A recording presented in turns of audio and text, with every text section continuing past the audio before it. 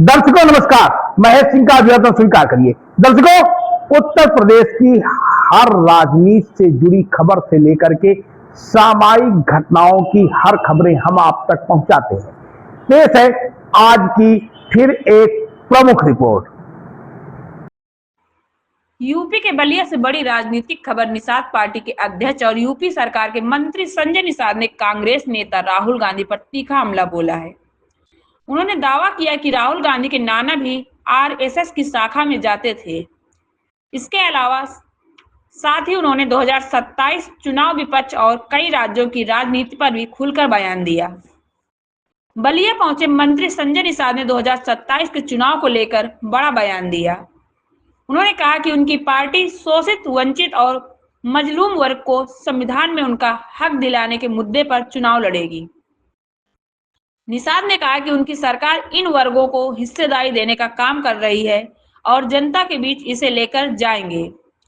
नोएडा में श्रमिक आंदोलन को लेकर उठे सवाल पर उन्होंने कहा कि घटना दुर्भाग्यपूर्ण है, लेकिन सरकार मजदूरों के साथ खड़ी है।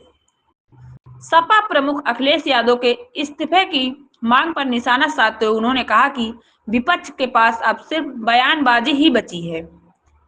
असम के मुख्यमंत्री हिमंता बिस्वा शर्मा पर राहुल गांधी के आरोपों को लेकर भी संजय निषाद ने पलटवार किया। उन्होंने कहा कि जब तक हिमंता कांग्रेस में थे तब तक अच्छे थे, लेकिन जैसे ही एनडीए में आए उन्होंने गलत बताया जाने लगा। पश्चिम बंगाल और बिहार की राजनीति पर बोलते हुए निषाद ने कहा कि हर राज्य को विकास की राह पर आगे बढ़ना चाहिए। बिहार में नीतीश कुमार के इस्तीफे पर उन्होंने कहा कि एनडीए ही वहां सरकार चलाएगा और मुख्यमंत्री भी उसी का होगा।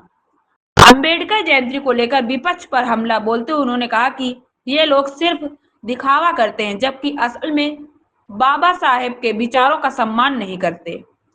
वहीं राहुल गांधी के आरएसएस पर दिए गए बयान के जवाब में संजय निषाद ने बड़ा दावा करते हुए कहा कि राहुल गांधी के नाना भी आरएसएस की शाखा में जाया करते थे।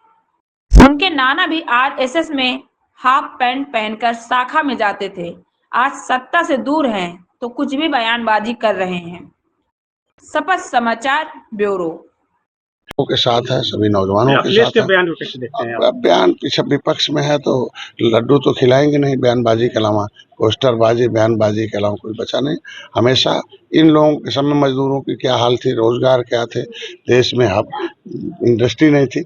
अब कम से कम रोजगार के साधन है। हमारी सरकार हमेशा सबके साथ खड़े। अच्छा, राहुल गांधी कह रहे ने पोस्ट में लिखा है कि देश के सबसे भ्रष्ट मुख्यमंत्री हिमंता बिस्वा शर्मा है, वो कानून से नहीं बचेंगे। क्या कहेंगे? देखिए, पहले बात तो उन्हीं के मेंबर थे, उन्हीं के साथ थे। जब तक साथ थे तो बहुत अच्छे थे, आज जब उनसे अलग हो गए, एनडीए के साथ आ गए तो खराब है। ये तो उनको अपने आदमी को संभाल नहीं पाएंगे तो कुछ न कुछ कहेंगे।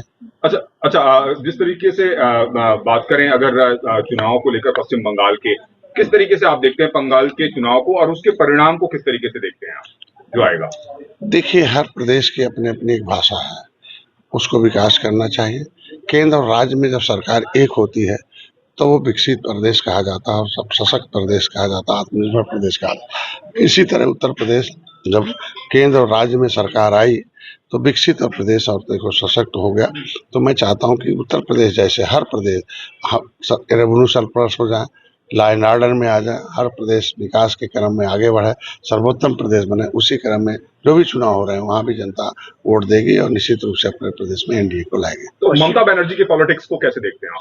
देखिए, समय था, एक लंबे समय तक है, कोई भी यात्री बहुत लंबे समय तक नहीं। केंद्र में सरकारें नहीं ठीक थी, इसलिए जनता उनको चुनती रही। अब केंद्र में मोदी के इतने बड़े बड़े काम हैं कि राष्ट्रवाद सबसे ऊपर है, तो मोदी के उस काम को देखते हुए सभी राज्य की जनता अब एनडीए की तरफ है। अच्छा, बिहार की अगर हम बात करें तो नीतीश कुमार ने इस्तीफा दे दिया। संभावना जताई जा रही है कि शायद सम्राट चौधरी जो है वो अगले मुख्यमंत्री हो सकते हैं। तो इस घटनाक्रम को क्या कहेंगे आप? बिहार में भी बाहर आए, इसलिए वहाँ एनडीए की सरकार आए तो आई है। अब एनडीए तय करेगी कौन होगा, क्योंकि वहाँ की एक अनुभवी नेता को केंद्र में भी जरूरत थी कि वो अनुभवी नेता केंद्र में जाएं और केंद्र से उस बिहार के लिए विशेष पैकेज, विशेष नीति, विशेष चीज बना के लाएं और राज्य में भी एनडीए की मुख्यमंत्री लाएं। भाजपा के मुख्यमंत्री बनाने की तैयारी चल रही है। निश्चित, तो कोई भी मुख्यमंत्री होता तो एनडीए का ही होता है, जो घटक दल हो सब मिलकर तय करते। अच्छा, पश्चिम बंगाल में 6 लोगों ने इच्छा मृत्यु की मांग की है कि उनका मतदाता सूची में नाम नहीं है। इसमें एक प्रधान अध्यापिका भी है। देखिए, जिसको है उसमें टाइम था कि मतदाता सूची में नाम डलवाना हो तो बढ़ा दे, फार्म 6 पर आता है, उसमें क्या है, नाम कटते हैं, 2 तरह है कटते हैं, 2-3 जगह कटते हैं, मरा हुआ कटेंगे, जो नए होंगे जुड़ेंगे। अम्बेडकर जयंती है, विपक्ष हर जगह अम्बेडकर जयंती मना रहा है, तो इसको किस नजरिए ये सब नाटक है। जब रहते हैं तो अम्बेडकर याद नहीं करते हैं, अम्बेडकरवादियों को डंडे बजाते हैं, प्रमोशन में रिजर्वेशन बिल फाड़ते हैं, किसी नाम बदलते हैं। आज ये नाटक है। अम्बेडकर साहब की देन है कि सभी पक्ष विपक्ष के नेता सदन में बैठ रहे हैं। अम्बेडकर की देन है जो हम सब लोग यहाँ खड़े हैं। आज अम्बेडकर ने, समाज में 1000 जाति थी, अम्बेडकर ने कहा 4 जाति है, सामान्य जाति है, अनुसूचित जाति, अनुसूचित जनजाति, अन्य पिछड़ी जाति है। ये अम्बेडकर की देन है कि जो पिछड़ों पर नेता कर रहे हैं वो। तो अम्बेडकर ने लिखा था कि लेदरमैन, वाशरमैन, फिशरमैन, ये सभी समूह के लोग अनुसूचित जाति की सूची में सूचीबद्ध हैं। इनके बच्चे, अम्बेडकर ने लिखा कि झोपड़ी वाले अब नहीं, पहले था समाज में कि झोपड़ी वाले कमाएंगे, खोपड़ी वाले खाएंगे। अम्बेडकर ने संविधान में लिख दिया कि अब खोपड़ी वाले कमाएंगे और देश को पैसा चुकाएंगे और देश से विकास भी किया जाएगा और झोपड़ी वाले बच्चे को पढ़ा लिखा के उनको विकास में धर्म लाया जाएगा। दुर्भाग्य है कि ये सब नाटककार लोग हैं कि खोपड़ी वाले कमा के, सरकार तो दे रहे हैं, टैक्स तो दे ही रहे हैं, फिर खोपड़ी वाले कुछ खा रहे हैं। अंतिम में अम्बेडकर की मिशन को तभी माना जाएगा जब झोपड़ी में रहने वाले लोगों को अवसर। राहुल गांधी ने आरोप लगाया है कि बीजेपी और आरएसएस की नफरत भरी सोच है और संविधान को ये लोग नष्ट कर रहे हैं ना। उनके जो नाना है ना, वो भी आरएसएस में पैंट पहन के शाखा में जाते रहे, तो इतना तो कह सकते हैं कि सत्ता से दूर हैं तो जो चाहे वो बयानबाजी दे दें। कभी घटना घटती है, कभी आपदा होती है, कभी कोई दैविक आपदा आती है, तो ये सब भाग जाते हैं, क्यों नजर नहीं आते हैं। वहाँ केवल आरएसएस आता है और वहाँ हमारी सरकार नजर आती है। अच्छा, महिला आरक्षण विधेयक को लेकर के कांग्रेस जो है 15 अप्रैल को सर्वदलीय बैठक बुला, विपक्षी दलों की, सभी विपक्षी दलों की बैठक बुला रही है और कह रही है कि हमें विश्वास में नहीं लिया गया है सरकार द्वारा। विश्वास, देखो, विश्वास ही जीत है। जनता का विश्वास इन्होंने धोखा दिया, इसीलिए जनता बाहर किया विपक्ष को। आज के दिन नारी शक्ति बंधन अधिनियम पहले लागू हो जाना चाहिए। आधी आबादी है, कर्जा है माँ का, बहन बेटियों का, देश की आबादी को कैसे उपेक्षित रखा गया था। हमारी सरकार उन्हें अवसर प्रदान कर रही है।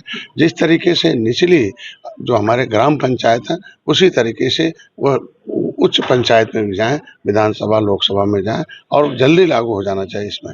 जिस तरह बैठक बुला रहे हैं उसके लिए क्या कहें? अरे बैठक बुलाएं, अभी जिन्होंने वो काम नहीं किया उसे हम कर रहे हैं, विपक्ष ने उठाया उसको धन्यवाद देता हूँ। तो क्या 27 में बांसुरी विधानसभा में वापस एक बार आप अपना प्रत्याशी लेकर आएंगे या हर जगह? सीट की? देखो, भारतीय जनता पार्टी और एनडीए, हम घटक दल बैठ कर तय करते हैं कि समीकरण क्या है, जीत कैसी होगी। प्रत्याशी बाद में तय किया जाता, समीकरण पहले। तो वाजडी का समीकरण सबसे अधिक निषाद हैं और निषाद हैं। हमने हारी हुई सीटें 11 ली थी भारतीय जनता पार्टी से, कुल 15 सीटें ली, बाद में एक और लिया 16, उसमें से 11 ली, इसमें से 9 जीता मैंने। कभी भारतीय जनता पार्टी जीत नहीं सकती थी। तो जब हारी हुई सीट लेकर हम जीत दे सकते हैं तो भारतीय जनता पार्टी क्यों लेके फिर हारने के लिए कोशिश करेगी। इसलिए हम जीत में कैसे बदलते हैं, ये रणनीति है, गोपनीयता। लेकिन ओम प्रकाश राजभर कह रहे हैं कि बांसुरी विधानसभा जो है वो बीजेपी की सीट थी और बीजेपी के सिंबल से वहां से चुनाव लड़े और वो जीते, तो कोई सहयोगी दल वहां से चुनाव नहीं लड़ा। इससे पहले भी तो बीजेपी चुनाव लड़ी थी, क्या दशा था सबको मालूम है। जब निषाद पार्टी के खाते से सीट लड़ी गई, सिंबल है ये, तो सिंबल एक रणनीति है कि कैसे होता है, ये अलग है। यही जान जाते तो सारे लोग राजनीति कर लेते। आप देख रहे हैं शपथ समाचार।